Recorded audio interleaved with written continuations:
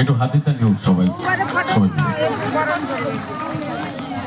প্রিয়ন্দিনী ম্যাডামকে ব্যাচ দিয়ে বরণ করে নিচ্ছেন আমাদের এই শিবশক্তি ক্লাবের সম্মানীয় পূজা কমিটির সভাপতি আশিস দাস মহাশয়।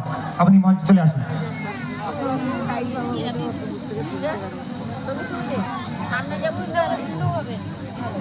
সামনে চেয়ারে বুঝতে বাকি তুলে লাগে আর কালকে ছাড়া হয়।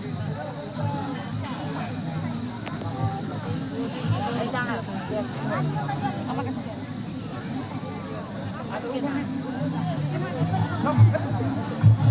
হ্যাঁ থ্যাংক ইউ। ওই কাছাকাছি থাকলে আপনি আমি একটু সান্ত্বনা পাই, মানে আপনারও হালকা আছেন আমার। হ্যাঁ দাদা থ্যাংক ইউ।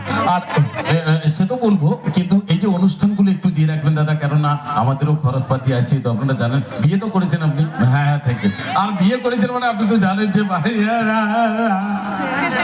কি জ্বালা। তবে দাদা এই অনুষ্ঠানগুলো দিয়ে রাখলে আমার একটু সুবিধা আছে বাড়িতে। মানে পুজোর আগে আমাকে আমার বউ বলছে, হ্যাঁ গো বাড়ির কাছে সকল বউয়েরা নিত্য নতুন শাড়ি কিনে নিচ্ছে, আমাকে একটা কিছু এনে দাও।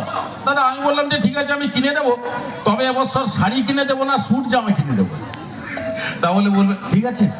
হ্যাঁ এখন চলছে চলা নিয়ে না, অনেকে আবার বলবে যে সমুদা বৌদিকে শাড়ি কিনে দিলেন না, প্যান্ট জামা কেন কিনে দিলেন। দাদা একটা কথা খেয়াল রাখবেন, শাড়ি কিন্তু সব সময় গুরুত্বপূর্ণ বিষয়।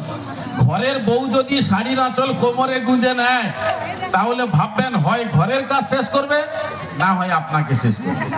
তা কত টেনশন আর কি দাদা, কত টেনশন আছে কি না। হ্যাঁ থ্যাংক ইউ ম্যাডাম, ভালো আছেন? দর্শক কিন্তু কেমন লাগছে? আপনি দেখেছেন দর্শক কিন্তু? না, একেবারেই দেখিনি।